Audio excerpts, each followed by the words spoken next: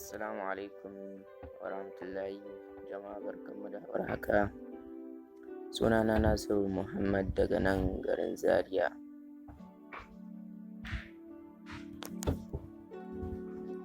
Wani abu ne ya daɗe yana damuna a zuciya cewa wai ɗalibai da yawa a makarantun boko wanda ba sa jin turanci sosai, ba sa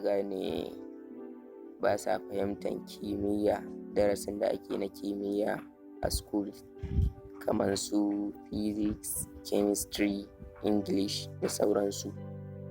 To shine na tsaya na yi wani tunani na ce me zai hana mu dinga fassara su muna turowa, sabida ɗaliban da ba sa ganewa sosai a makarantu za mu dinga fassarawa muna yin su kamar da Hausa kenan, domin su gane sosai su ma ɗin su shiga cikin manya-manyan masu fahimtar kimiyya.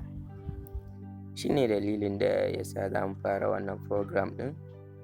Allah ya sa za ku ba mu haɗin kai domin ci gaban wannan abin. Za mu dinga fassara su muna turo muku. Mu dai abin da muke so da ku shine ku dinga sharing ɗin shi, kuna tura wa 'yan uwa Hausa wanda ba su fahimtar kimiyya. Mun gode.